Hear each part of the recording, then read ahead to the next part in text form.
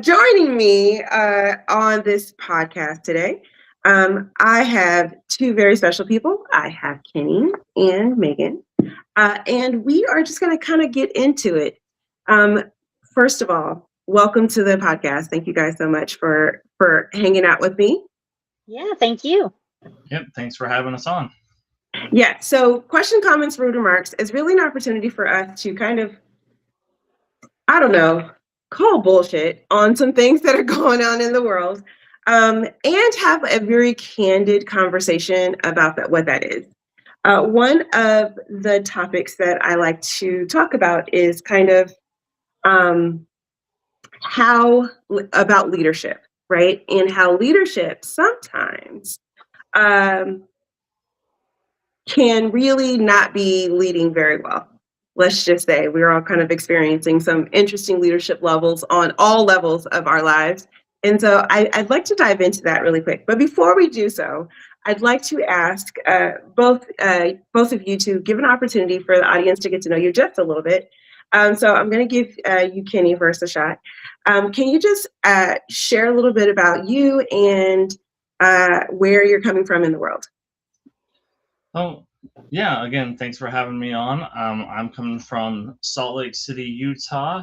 I've born and raised in Utah. It's my home, and been in business in the financial services industry for over 10 years, and that's a little snapshot about me. Okay, perfect. I love that. And thank you, Megan. What about you? Can you tell us a little bit about yourself? Yeah, I'm Megan Palmquist, the owner of the Solopreneur COO. I'm here in sunny Ventura, California, and I have been a fractional COO and systems strategist for the last 17 years on and off, but 7 years just really helping small business owners figure out all their things. I love that. Okay, so here's my rude remark. And you can call bullshit if you like. But I feel as though when it comes to how we are approaching our lives, that where we end up in our station in life, for the most part, it's our fault. How we got here is our fault. Are you calling bullshit? Or are you calling it a brilliant system? And if so, why? So who would like to go first? Megan, would you like to go first? Is it bullshit? Or is it a brilliant system? I think it's a brilliant system. I think we really are in control of it. I really do think that we can take the handle and just pivot in whatever way we need to. And if you ended up in a spot in your life that you're not happy with, then redirect it. And you're not stuck there. And so I think that's why I'm not calling BS, because we are in control of it. We can make those changes. I think it's just a matter of how much you want to put up with of not being okay with. Love that. What about you, Kenny? Are you calling bullshit or are you calling brilliant system? Well, I can't say I'm calling BS because it could stand for both of them. So, but I am going to say it's brilliant because, like Megan just said, we are in control. We have to pivot. We got to roll with the punches, if you will. And I believe some of the best road trips are on the detours. Oh, best road trips are on a detour. I actually kind of feel like most of our lives is on a detour. You know how they always say, you plan and God laughs? Like, I feel like there are so many times in my life, right, where I felt like I was planning something and the universe was like, that's cute. Hold my beer. Let me show you how this really is done. So, yeah, I 100% agree on that. So as a person who both of you guys kind of work with business owners and you kind of like work with people who have essentially found themselves in a position in which they do not want to be in, right? Like they're like, how the fuck did I get here? I'm here and I want my way out. Like, what is the way that you actually kind of support them in an exit strategy of getting them from where they are to where they want to go? Kenny, you want to go first this time? Yeah, mine focuses a lot in the the habits and how they got there, you know, and their beliefs. You know, if they don't believe they can get to clear to point Z, they're never going to get to point Z or the destination. But if we can get them to the next mile marker, if they believe they can take the step to the next mile marker, you know, then we'll focus on the next mile marker, and then when we get to that mile marker, we'll focus on the next one.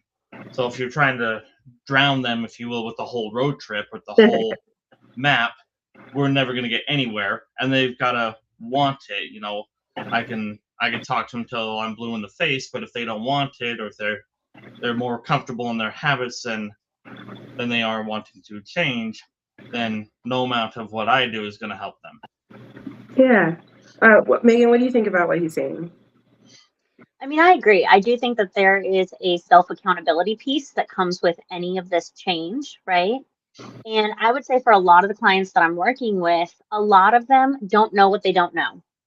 And so a huge part of being stuck with where they're at is because they truly don't see the light at the end of the tunnel. They don't know what their options are. They don't know if there's a better way of doing something, and if so, how.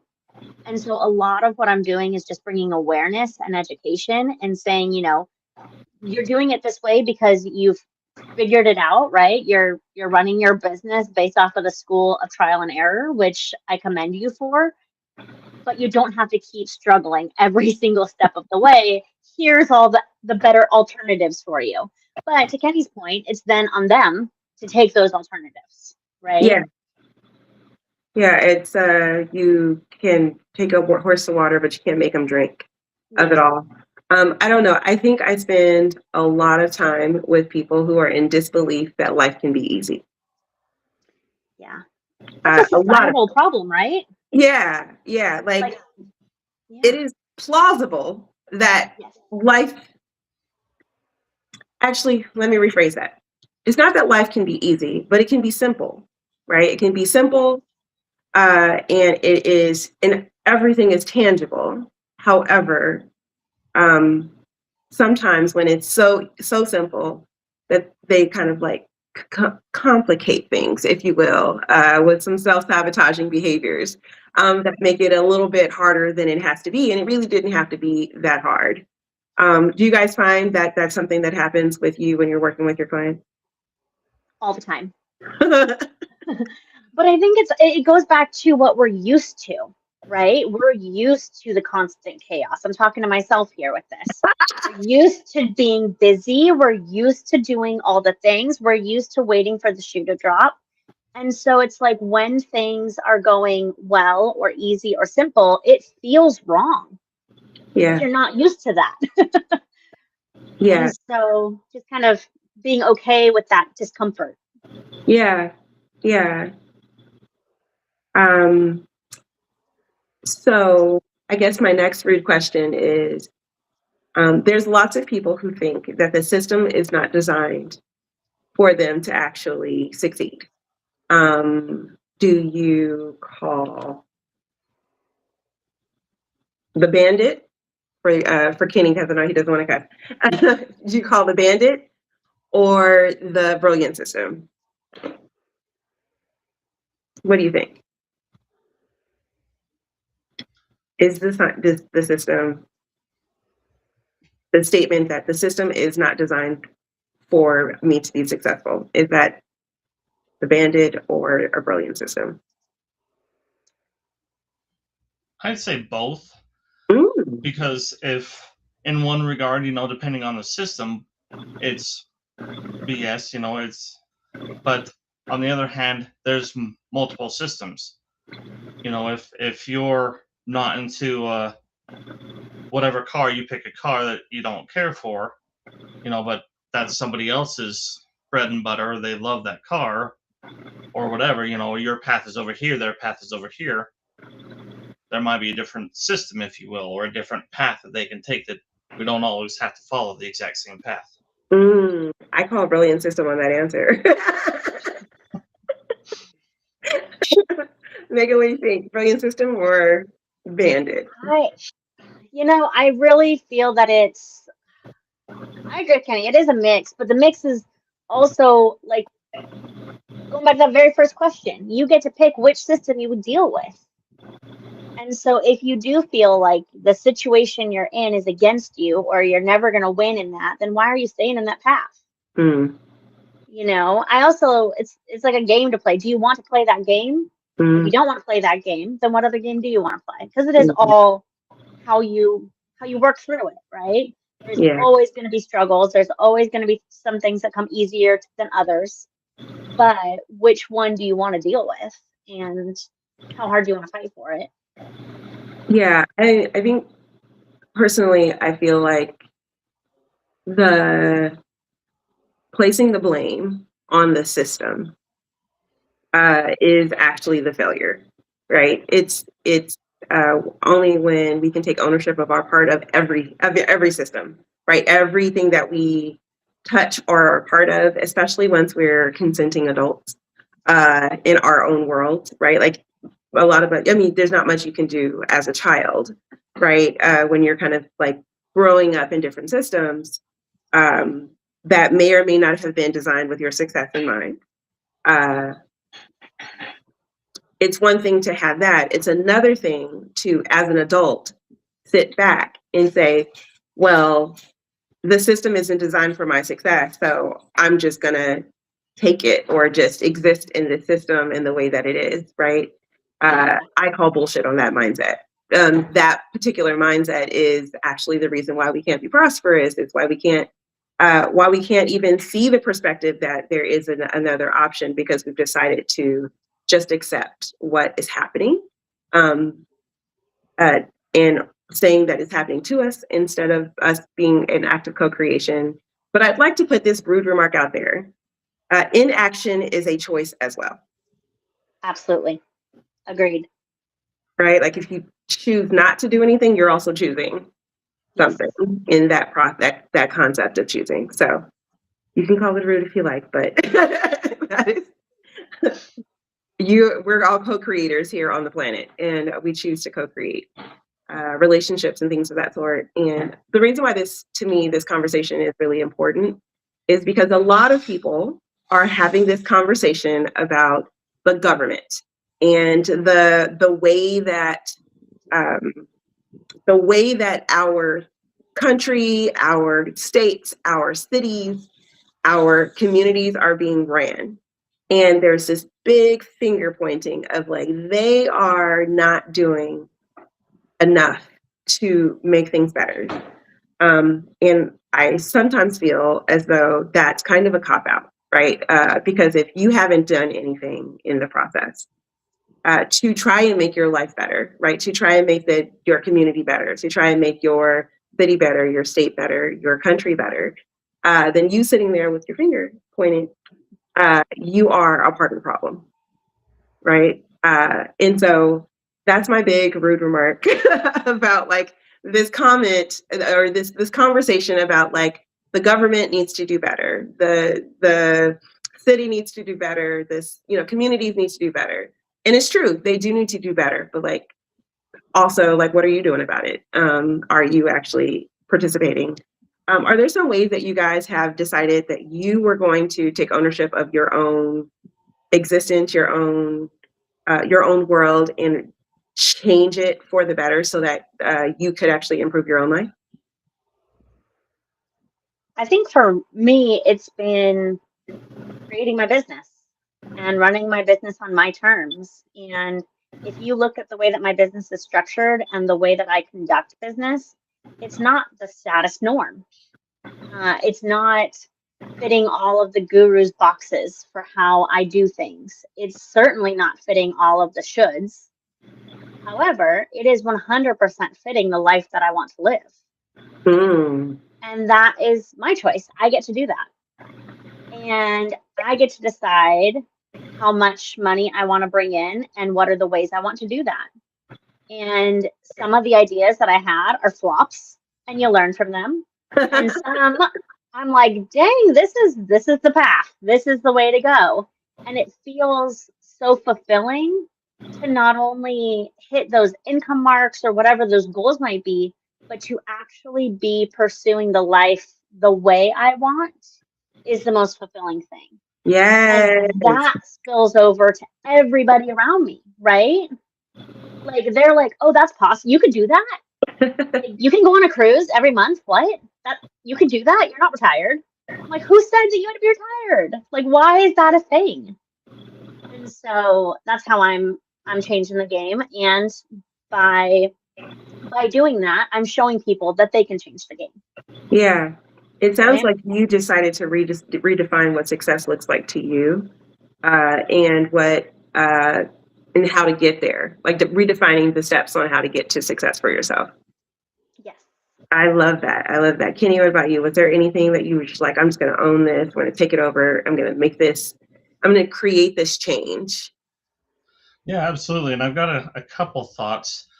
My first thought is, who's the ultimate decider of when you talked about the government not doing a good job, who decides what the good job is? Mm. You know, if you've got pink in your background, Megan, you've got a tree in your background, Monica, I've got a whiteboard in mine, who's to say who's right or wrong or not, you know? So what does a good job look like? We all have our different opinions, and that's where a lot of this comes from, I think.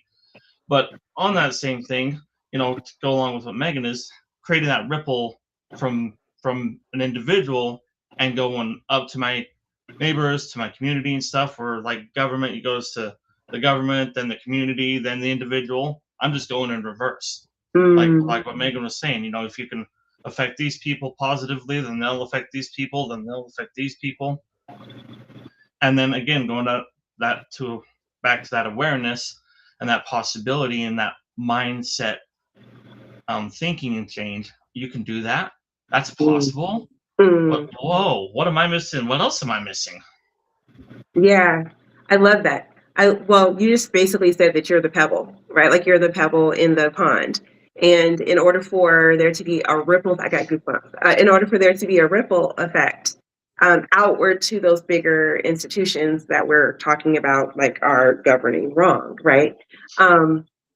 It starts with you, right? And you're kind of creating that ripple from where you are and affecting change in the people around you, who will affect the change in their neighborhood, who will affect change in the government. I think if more people had that point of view about how to create change in the world, like both of you guys are kind of saying the same thing, right? Like you're like, I start with me, and if I can start with me and affect change in my own life and in the people that I serve, like Megan was saying, even in the people who she serves in her business, then that ripple effect can change. I low key 100% agree with both of you all, because I feel like I was born a free Black woman and I will die a free Black woman. And in order to do that, I actually have to own all of the decisions that are happening in my life. So every health choice that I make, every financial choice that I make, every business choice that I make, every friendship choice that I make, right? Even how I interact with my own family, all of those choices are choices that do have that ripple effect, and can like boop, boop, boop, boop, boop, like and affect other people. I even think as much as my interactions on the street with people. I live in downtown Los Angeles, which most people know we have an interesting unhoused population here, and how I create that change, because I do some work with some city organizations. But one of the things that people ask all the time is like, you live in downtown Los Angeles, you don't get tired of having people who are unhoused around you, you don't feel unsafe and all those other things. And I'm like, no, actually I don't. And this is my forever neighborhood. And the reason why I don't leave is because this is my forever neighborhood, right? Someone has to be here to actually create the change that we want to see in this neighborhood, right? But I also have decided that everybody in this neighborhood who lives here, including the people who are living on the street, are my neighbors, right? Like they actually are residents of my neighborhood, and I should treat them as such, right? I should have the same kind of respect for them that I have for the person who lives in the penthouse in the building next to me, right? And so when I see them on the street, if they are in this dimension and actually acknowledging my existence, I acknowledge theirs as well. I give them the respect of space, just like I give the respect of everyone else. And I honor them when they have requests, just like I would honor anybody else who has a request. And if I decide that I don't want to honor that request, and in a way of like agreeing to what they're requesting, then I just do it politely, just like I would do someone who was in the penthouse next to me, right? If you're like, hey, come up to my apartment and check out my view. I don't know you, man. No, thank you, sir. But thanks for the offer. And I keep it pushing, right? It's kind of the same experience if someone's like, hey, do you want to, would you have some change? No, I'm sorry, sir, not today. I don't have the availability for that. One, I never carry cash, but also two, like I don't have that. So like really kind of taking the time to just like really bring back community and humanity, and treating everybody in my neighborhood like they're actual neighbors, because they are, whether they sleep inside of a building or they sleep on side of the sidewalk, doesn't change anything for me, in the way that I execute that conversation. But what that does, though, is at any point, if there's a support system that I'm aware of, they may be more amicable to actually receiving the help from someone who isn't looking down on them and saying like, oh, well, you should pull yourself up by your bootstraps and this, that, or the other. Because to be honest, any one of us could end up there. We could have a mental break, we could have a financial break, we could have any kind of break and end up in those kinds of places. And so for me, when people are like, well, the government is running things wrong, two things can be true at the same time. Yeah, there are probably things that they could do better that would help more people. And also, regardless of what they're doing, I have a responsibility to my neighbors to actually treat them like neighbors. So I wholeheartedly agree with both of y'all. And that's kind of the way that I have kind of created a little bit of change in my own world, so that we can kind of create this ripple effect. And I have some like bigger projects that I work in my neighborhood as well too, but that right there, I think, is something that all of us are talking about, something that everyone can do no matter where you are, in what city, right? Like Megan saying like, hey, how I affect change is by supporting people in my business. Everybody can do that, right? Whether you are a cashier who is ranking up people, you have the ability to change someone's mood. Who can say you could probably save a domestic violence experience by having a little kindness in that very space. From someone who maybe had just sat through a bunch of traffic and got cut off and had a whole horrible day at work. Like even, just that politeness in whatever you do, that humanity that you're bringing into your businesses and the way that you handle people is that way. And being really aware, like Kenny was saying, of that you are the ripple in the pond. And so just as that ripple can be a positive ripple, it can also be a negative ripple as well. And so being careful about how you're rippling the world could be a really useful place. Oh, look at that. We ended up on a really nice note, right? Okay, so I'm going to give you an opportunity to say if you have any questions, comments, or rude remarks, Kenny, let me know. So are there any questions, comments, or rude remarks you'd like to throw out there? Not at the moment. Okay. Well, how can people get in touch with you, Kenny, if they want to spend more time with you or learn more about your business? Oh, yeah. Thank you for that. Very simply, my website is the easiest place, is ingersollenterprises.com. They can find all my contact, all my info. So thank you. Yeah, you can digitally stalk him as how it's spelled on his name, enterprises.com. Is that right? Correct. Okay, perfect. And Megan, what about you? Is there any questions, comments, or rude remarks you'd like to throw out there yourself? Sure. I would love to say that running a business does not have to be as hard as people make it. Yes. Here. That's my blunt statement of the day. Okay. I love that. And how can, if people want to digitally stalk you or get in contact with you, how can they do that? On all socials, the Solopreneur COO. It's listed there below my name. And I'm on everything from LinkedIn to YouTube to Instagram. And I am sharing the actual tangible ways to make life simpler using technology, not being afraid of it, and actually using the things that you're already paying for, not selling any new systems or new software. Yeah, more of that, please. I just want to say that I want to give a shout out to Mary. Mary I don't know if you can put her name up there on the screen. Mary says, "Hey everyone." She's actually watching from Facebook. And so I just wanted to give her a shout out. Thank you for watching us and hanging out. And if you have a question, comment, or remark, make sure you throw that in the chat as well. This has been a lovely little chat. Thank you guys so much for coming on and taking a chance. Because I know the title, questions, comments, remarks, anything can happen. But I love having intelligent conversations that look at the duality of situations, because a lot of the times when we are thinking that it is a rude remark, sometimes it's just being honest. With that, I want to say thank you both to my guest for coming on and hanging out with me today.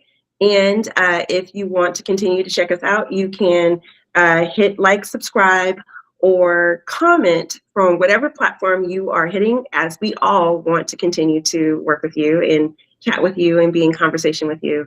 With that, thank you so very much for joining us today on Questions, Comments, Rude Remarks. And with that, I say bye-bye.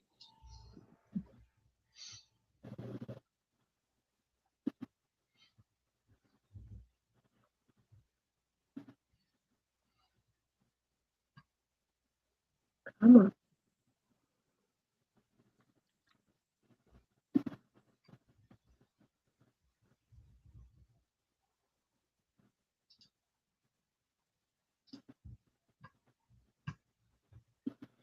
on.